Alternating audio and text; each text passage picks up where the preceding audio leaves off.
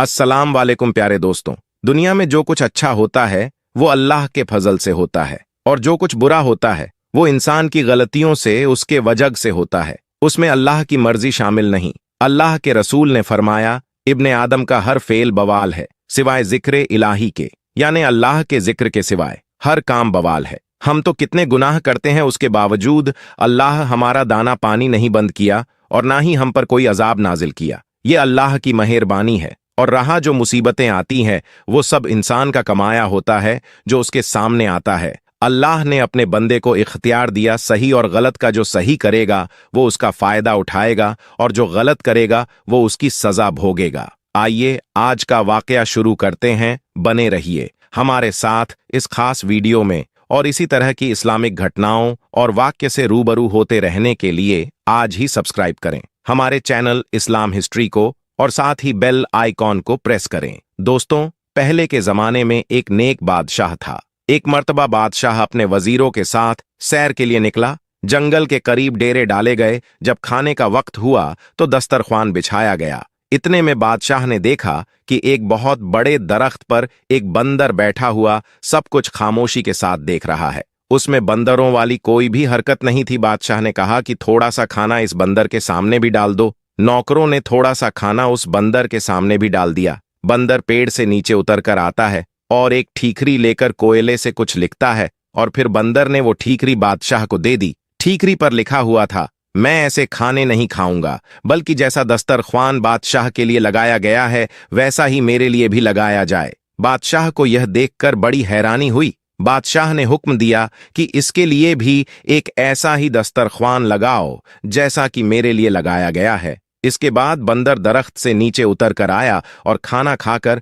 फिर से दरख्त के ऊपर चढ़ गया। अचानक आसमान पर काले रंग के बादल छा गए। नौकरों ने जल्दी जल्दी सारा सामान समेटा। बादशाह ने नौकरों से कहा, एक टाट का टुकड़ा बंदर के सामने रख दो, कहीं वह भीग ना जाए। नौकरों ने टाट का टुकड़ा बंदर के पास लाकर रख दिया। बंदर ने फिर कुछ ठीकरी पर लिखा और बादशाह को दे दिया। उस पर लिखा हुआ था, जैसा खेमा बादशाह के लिए लगाया गया है वैसा खेमा मेरे लिए भी लगाया जाए, तब मैं आऊंगा। बादशाह के कहने पर वैसा ही खेमा बंदर के लिए भी लगाया गया। इतने में बारिश शुरू हो गई। वह बंदर दरख्त से नीचे उतरकर अपने खेमे के अंदर चला गया। कुछ दिनों के बाद बादशाह जब वापस जाने लगा तो बादशाह ने नौकरों से कहा कि जाओ और बंदर से पूछ कर आओ, क्या वह हमारे साथ जाने के लिए तैयार है। तो बंदर ने फिर ठीकरी पर कुछ लिखा, जैसा हाथी बादशाह के लिए तैयार किया गया है वैसा ही हाथी मेरे लिए भी तैयार किया जाए, तब मैं जाऊंगा। बादशाह बंदर के अंदर दिलचस्पी लेने लगा और उसके लिए भी अपने जैसी सवारी तैयार करवाई। जब महल के पास पहुंचे तो बादशाह ने हुक्म दिया कि जो खेमे नौकरों के लिए हैं उनमें से एक खेमा बंदर को भी दे दिया जाए। लेकिन बंदर ने फिर से लिख कर दिया, जैसा महल बादशाह के लिए है वैसा महल मेरे लिए भी बनवाया जाए, फिर मैं वहां रहूंगा, वरना मैं वापस जंगल में चला जाऊंगा। बादशाह के पास एक और महल भी था जहां वह बहुत कम आया जाया करता था। वह महल बंदर को दे दिया गया।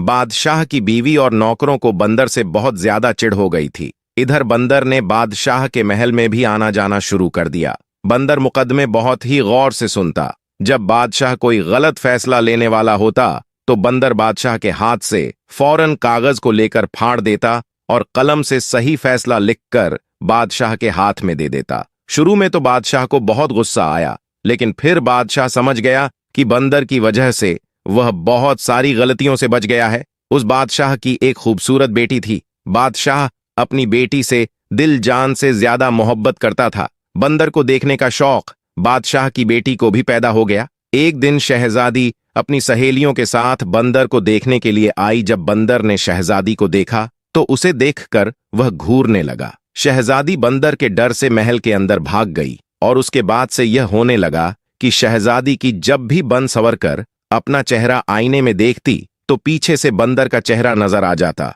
पता नहीं कैसे बंदर उसके कमरे में घुस जाता। एक दिन बंदर ने पर्ची में कुछ लिखकर शहजादी के हाथ में थमाया। उस पर्ची में लिखा हुआ था, क्या तुम मेरे साथ शादी करोगी? यकीन करो, मैं भी बहुत खूबसूरत हूं। शहजादी जानती थी कि यह तहजीबमंद बंदर है, मुझे कोई नुकसान नहीं पहुंचाएगा। धीरे धीरे शहजादी को बंदर से हमदर्दी हो गई। जब यह बात बादशाह तक पहुंची तो उसे यह बात अच्छी न लगी कि बंदर की कमरे में आता जाता है। बादशाह अगले दिन बंदर से मिलने के लिए उसके पास आया। बंदर महल में मौजूद था। बादशाह कहने लगा कि देखो, मैं नहीं जानता कि तुम कौन हो। मैंने तुम्हारी हर बात को माना, तुम्हें अपनी बराबरी का दर्जा दिया। शायद दूसरा कोई बादशाह तुम्हारे साथ ऐसा ना करता, और अब तुमने मेरी बेटी को परेशान करना शुरू कर दिया है। ये बात मुझे जरा भी अच्छी नहीं लगी। इससे पहले कि मैं कुछ सख्त कदम उठाऊं, तुम बाज आ जाओ। बंदर झट से महल से कागज और कलम लेकर आया और कुछ लिखकर बादशाह को दे दिया। उसमें लिखा हुआ था, मैं आपकी बेटी से शादी करना चाहता हूं और मैं आपको यकीन दिलाता हूं, मैं आपकी बेटी को हमेशा खुश रखूंगा। बादशाह तो यह पढ़कर हक्का बक्का रह गया कि अपनी फूल जैसी शहजादी की शादी इस बंदर से यह तो कभी भी नहीं हो सकता। बादशाह ने कहा कि ऐसा तो मेरी जिंदगी में कभी हो ही नहीं सकता। बंदर ने लपक कर बादशाह की कमर से तलवार निकाली और दूसरे हाथ से लिखा, अगर ऐसा आपकी जिंदगी में नहीं हो सकता तो मरने के लिए तैयार हो जाइए। मैं आपको मारकर आपकी बेटी से शादी कर लूंगा। आप मेरे मोहसिन हैं, आपने मुझे इस महल में रखा, मेरे खाने पीने का इंतजाम किया। मैं आपको मारकर अपने हाथ आपका खून से रंगना नहीं चाहता। बादशाह ने अपनी मौत को सामने देखा तो कहने लगा, अच्छा, मुझे थोड़ा सोचने का मौका दो। बादशाह अपने महल वापस आ गया। वह बहुत परेशान हुआ। एक तरफ बेटी थी और दूसरी तरफ उसकी अपनी जान। सारी रात टहलते हुए उसने परेशानी में गुजार दी, लेकिन अपनी बीवी को उसने कुछ भी नहीं बताया। वह जानता था कि बीवी को जैसे ही पता चलेगा, वह सारा महल अपने सर पर उठा लेगी। सुबह होने तक बादशाह फैसला कर चुका था कि वह अपनी जान दे देगा, लेकिन अपनी बेटी की शादी बंदर से कभी भी नहीं करेगा। वह कुछ नसीहतें करने के लिए अपनी बेटी के पास गया कि बेटी, कल को अगर मुझे कुछ हो जाए तो तुम्हें अपनी मां को कैसे देखना है और सल्तनत को कैसे संभालना है। शहजादी ने आंखों में आंसू भरकर कहा, अब्बा जान, यह आप कैसी बातें कर रहे हैं? अल्लाह ताला आपकी उम्र में बरकत अता करें। बादशाह ने कहा, मेरी बेटी, वह बंदर मेरे भी पीछे पड़ गया है और मुझसे कहता है कि मैं उसकी शादी तुमसे कर दूं, वरना वह मुझे जान से मार देगा। लेकिन यह तो नामुमकिन है। मैं तुम्हारी शादी उससे भला कैसे कर सकता हूं? तुम्हारी मां ने उसके कत्ल के कई बार मंसूबे किए, लेकिन वह हमेशा नाकाम रही। वह बंदर आज भी जिंदा फिरता है। बादशाह कहने लगा कि मैं जाकर बंदर को साफ साफ बता देता हूं कि मैं तुम्हारी शादी अपनी बेटी के साथ कभी भी नहीं कर सकता। उसके बाद शायद वह मुझे मार दे। तुम अपनी मां के साथ तहखाना में जाकर छुप जाना और उस वक्त तक बाहर न निकलना जब तक कि वह बंदर यहां से चला ना जाए। शहजादी ने कहा कि अब्बा, आपकी जान इतनी बेकार तो नहीं है। आप मेरे वालिद ही नहीं, इस सल्तनत के बादशाह भी हैं। आप जाकर बंदर से मेरे रिश्ते के लिए हां कर दीजिए। आखिरकार शहजादी ने जैसे तैसे अपने बाप को मना ही लिया। बादशाह ने बंदर को अपनी रजामंदी बताई और बंदर ने कहा, आप शादी की तैयारी शुरू करें। मल्लिका को जब यह बात मालूम हुई, उसने सारा महल अपने सर पर उठा लिया। निकाह वाले दिन बादशाह ने मल्लिका को एक कमरे में बंद कर दिया और शहजादी का निकाह उस बंदर के साथ करवा दिया। शहजादी रुखसत होकर बंदर के महल में चली गई। अगले दिन जब शहजादी महल वापस आई तो बहुत ही ज्यादा खुश थी। मल्लिका ने जब यह देखा तो हैरान रह गई। मल्लिका बोली, बेटी, तुम उस बंदर के साथ इतनी खुश हो? शहजादी बोली, हाँ, मैं बहुत खुश हूं। शहजादी दिन में अपने बाप के महल में रहती और रात के वक्त वह बंदर के पास उसके महल में चली जाती है। एक बार रात के वक्त मल्लिका ने नौकरानियों वाला लिबास पहना और बंदर के महल में चली गई। शहजादी के कमरे का दरवाजा बंद था। मल्लिका ने दोनों की बातें सुननी शुरू की। अंदर से किसी मर्द के बोलने की आवाज आ रही थी। मल्लिका ने ताले की सुराग से अंदर झांका तो देखा कि शहजादी एक बहुत ही खूबसूरत नौजवान के साथ बैठी हुई है। वह शहजादी के साथ हंस हंसकर बातें कर रहा है। यह देखकर मल्लिका हैरान रह गई और सोचने लगी, अच्छा, तो ये बात है। तभी तो मैं कहूं कि मेरी बेटी भला इस बंदर के साथ इतना ज्यादा खुश कैसे रह सकती है। अब मल्लिका वहां से पलटकर जाने लगी। उसकी एक तरफ बंदर की खाल पड़ी हुई नजर आई। मल्लिका सोचने लगी, इतनी मोटी खाल बंदरों वाली ये अपने ऊपर पहनकर भला क्यों रखता है और बंदर बना क्यों फिरता है? अगर मैं इस खाल को जला दूं तो फिर यह कभी भी बंदर नहीं बनेगा। यह सोचकर वह बंदर की खाल उठाकर अपने महल में ले आती है और उस खाल को आग लगा देती है। इधर मल्लिका ने बंदर की खाल को आग लगाई, उधर शहजादे को जलन महसूस होने लगी। शहजाद बचाव बचाव करके गायब हो गया। हैरान शहजादी अपने वालिद के महल में वापस आती है तो देखती है उसकी वालिदा ने बंदर की खाल को आग लगा दी थी। शहजादी ने जल्दी जल्दी से वह आग बुझाई। शहजादी को पता चल गया कि उसकी मां का यह कारनामा है। वह रो रो कर कहने लगी है, अम्मा जान, आपने मेरा सुहाग उजड़ दिया। आखिर आपकी क्या दुश्मनी थी मुझसे? उसकी मां ने कहा, बेटी, मुझे क्या पता था। मैंने तो सोचा कि मैं वह बंदरों वाली खाल अगर जला दूंगी तो वह बिल्कुल नौजवानों की तरह मेरा जमाई राजा बना रहेगा। शहजादी ने कहा कि अम्मी जान, मैंने आपको कहा था ना कि मुझे मेरे हाल पर छोड़ दीजिए, अब आपको ठंडक पड़ गई। मां शहजादी की तमाम बातों को सुनकर परेशान थी। जब बादशाह को पता चला तो बादशाह ने नौकरों को भेजा, लेकिन कहीं से भी बंदर की कोई खबर ना मिली। अब शहजादी ने जोगन वाले कपड़े पहन लिए और शहजादे की तलाश में निकल गई। जंगल जंगल, सहरा सहरा वह भटकती फिरती। उसके पांव में छाले पड़ गए। शहजादी का रंग रूप पूरी तरह से बदल गया। एक रात शहजादी इस जंगल में एक पेड़ के नीचे बैठी हुई थी। उस पेड़ के ऊपर चकोर और चकोरी बैठे हुए थे और बातें कर रहे थे। शहजादी उनकी बातें सुन रही थी। चकोर दरअसल एक परिंदा होता है। चकोरी ने चकोर से कहा, क्या बात है चकोरे, तू इतना परेशान क्यों है? चकोरे ने कहा, क्या बताऊं, यहां से यूरोप की तरफ एक शहजादा है, मैं उसके लिए बहुत परेशान हूं। उसके सारे जिस्म पर बड़े बड़े आंवले पड़े हुए हैं, वह सो भी नहीं सकता। सारे तबीब और हकीम उसका इलाज कर करके हार गए हैं, कोई भी उसका इलाज नहीं कर पा रहा है। चकोरी ने पूछा, शहजादे की हालत कैसे हुई? चकोरे ने कहा, किसी जालिम ने शहजादे को जलाकर मारने की कोशिश की थी। शहजादे की जान तो बच गई, लेकिन उसका सारा जिस्म जल गया है। चकोरी ने कहा, चकोरे, क्या हमारे शहजादे के दुख का कोई इलाज नहीं है? चकोरे ने कहा है, अगर कोई हमारी बीठे इकट्ठी कर ले और उन्हें संदल के साथ घिसकर 40 दिन तक रोजाना सुबह शाम शहजादे को लगाए तो शहजादे के सारे जख्म भर जाएंगे। शहजादी समझ गई कि यह मेरे शहजादे के बारे में बात हो रही है। वो दोनों तो सुबह उड़ गए। शहजादी ने उनकी सारी बीठे इकट्ठा की और एक तबीब के भेष में वह यूरोप की तरफ चल पड़ी। वहां से कुछ ही मील की दूरी पर शहजादी को एक शहर नजर आया। शहर बहुत ही ज्यादा खूबसूरत था, लेकिन वहां की हर चीज पर उदासी छाई हुई थी। वहां के लोग बहुत ही ज्यादा परेशान थे और अपने अपने कामों को अंजाम दे रहे थे। शहजादी जिससे भी उसकी परेशानी की वजह पूछती तो सारे बताते कि उनके शहजादे की हालत बहुत ज्यादा खराब है। शहजादी ने बाजार से सदल खरीदा और दूसरी दवाई ली और जरूरत का सामान खरीदकर शहजादी शाही महल में पहुंच गई और पहरेदारों से कहने लगी कि जाकर बादशाह से कहो कि हिमालय की पहाड़ियों से एक तबीब आया है, वह शहजादे का इलाज करेगा। पहरेदार भागता हुआ बादशाह के पास गया। बादशाह ने कहा कि उसे फौरन अंदर बुलाकर लाओ। बादशाह ने देखा कि यह तो अभी नौजवान है, यह शहजादे का भला क्या इलाज करेगा? इतने बड़े बड़े तबीब और हकीम जिसका इलाज न कर सके।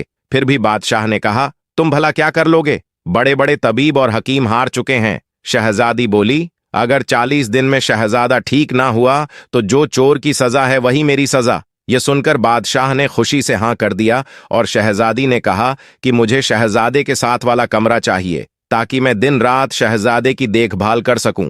बादशाह के हुक्म पर शहजादी को शहजादे के साथ वाला कमरा दे दिया गया। शहजादी ने इलाज शुरू कर दिया और महीने भर ही में शहजादा पूरी तरह से ठीक हो गया, लेकिन जख्म अभी थोड़े थोड़े कच्चे थे।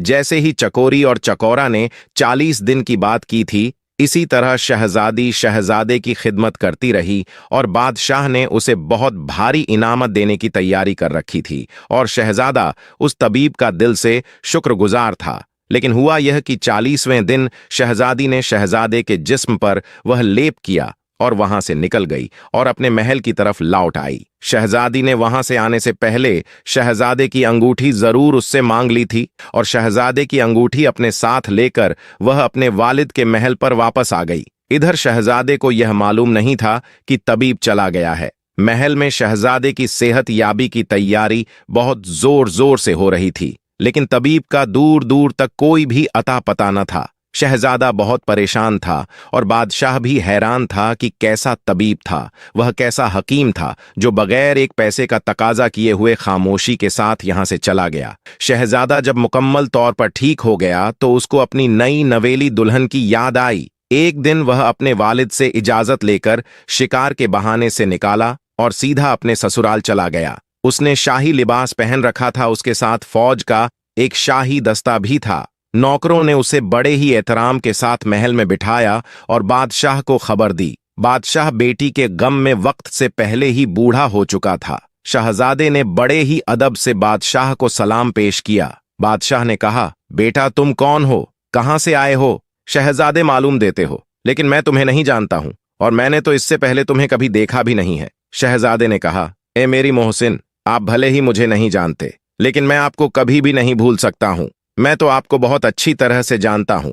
दरअसल मैं वही बंदर हूं जिसको आपने अपनी बराबरी का दर्जा दिया था, अपने महल में रखा, खिलाया पिलाया और अपनी बेटी के साथ मेरी शादी कर दी थी। बादशाह ने खुशी से और हैरत से पूछा कि बेटा यह कैसे मुमकिन है। शहजादे ने कहा कि आपको मैं अपनी कहानी बाद में बताऊंगा, पहले बताइए कि मेरी दुल्हन कहाँ है। बादशाह ने कहा, बेटा वह तुम्हारे जाने के बाद इस महल में अकेले रहती है। शहजादा वहां खुशी से भागा, महल के अंदर गया। शहजादी गम की तस्वीर बनी बैठी थी, फूलों सा चेहरा मुरझाया हुआ था। शहजादे को अपने सामने देखकर शहजादी को यकीन ही नहीं आया। शहजादे ने कहा, हाँ शहजादी, तुम्हारी मोहब्बत मुझे यहां खींच कर लाई है। तुम्हारी मां ने तो मुझे मारने में कोई कसर नहीं छोड़ी थी। मेरा सारा जिस्म बड़े बड़े आंवलों से भर गया था, मेरी बचने की तो कोई उम्मीद न थी। शहजादी ने कहा, फिर तुम भला ठीक कैसे हुए? शहजादे ने उसे बताया। शहजादी ने कहा, अच्छा फिर तो आपने उसे हकीम को बहुत मालामाल कर दिया होगा। शहजादे ने कहा, नहीं, हैरत की बात यह है कि उसने हमसे कुछ भी ना लिया